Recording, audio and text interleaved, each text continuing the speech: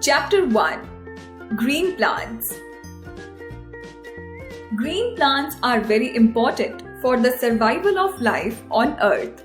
This is because all the living organisms depend directly or indirectly on plants for their food. The plants prepare their food with the help of green leaves. Structure of a leaf. Leaf is the most important part of the plant. It is called the food factory. Activity 1. Chlorophyll is necessary for photosynthesis. Place a variegated plant having different colored patches on the leaf like croton in dark for 3 days. After this, place the plant in sunlight for 6 hours. Now pluck a leaf from this plant and draw its outline on paper, clearly indicating the green parts of the leaf. Place the leaf in boiling water for a few minutes, followed by boiling in alcohol as shown in the figure, till the green color gets decolorized.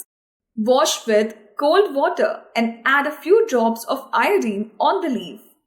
You will observe that some parts of the leaf turn blue-black. Compare your drawing with the leaf. You will see that only the green parts marked in the drawing turn blue-black. This shows that photosynthesis occurred only in the green parts of the leaf. Thus, chlorophyll is necessary for photosynthesis. Activity 2. Sunlight is necessary for photosynthesis. Cover a part of a green leaf with black paper on both the sides. Place the plant in sunlight for 6 hours. Now pluck the partially covered leaf and remove the black paper. Place the leaf first in boiling water and then in alcohol and wash in cold water. Add a few drops of iodine on the leaf. You will observe that only green parts which were exposed to sunlight turn blue-black. This shows that only the parts which received sunlight could perform photosynthesis. Activity 3. Starch is present in the leaf. Pluck a green leaf from a plant.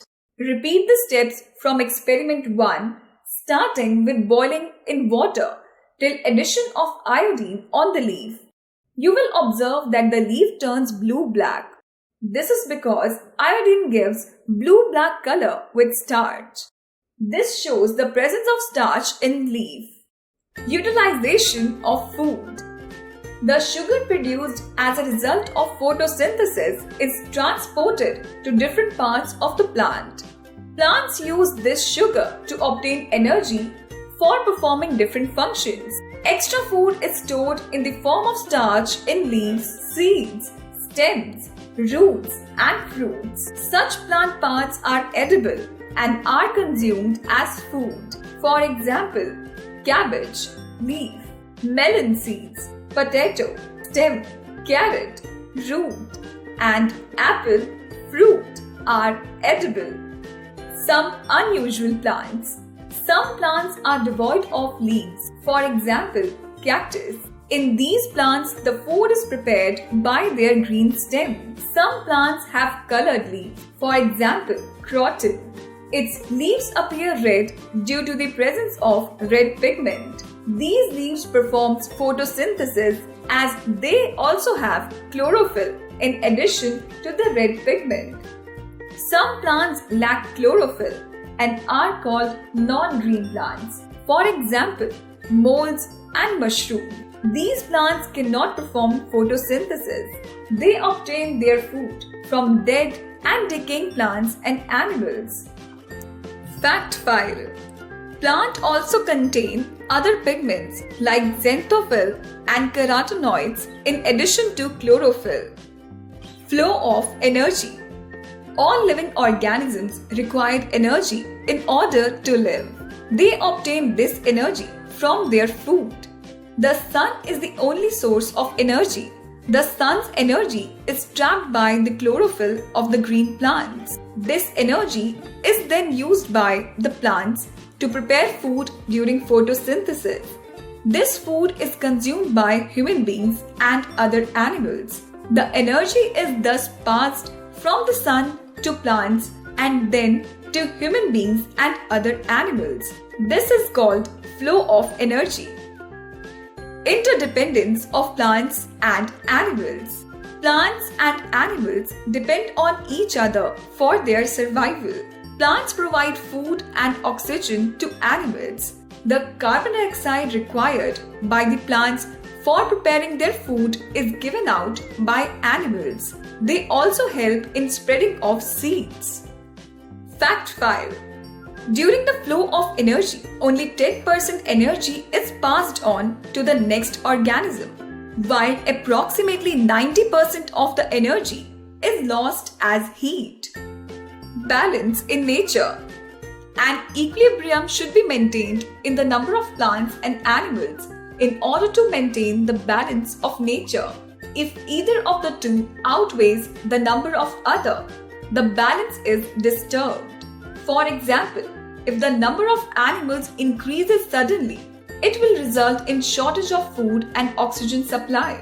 This is because the number of plants producing the food and oxygen is still the same. If the number of plants increases suddenly, their carbon dioxide need will not be met because of no change in the number of animals.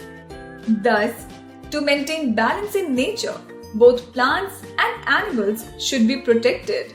Animals are protected by the creation of wildlife sanctuaries, reserves, and national parks. For protection of plants, programs like Van Mahotsav, afforestation, and awareness among its people are being run all over the world.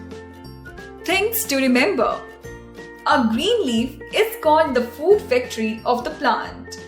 The leaf consists of a lamina, leaf apex, stalk, midrib, and side veins. Plants exchange gases through stomata. Only green leaves can prepare food through photosynthesis using sunlight, air, and water. Extra food is stored as starch in different parts of the plant. Cactus, croton, molds, and mushrooms are unique as they produce or obtain their food in different manner. Plants and animals depend on each other for their survival.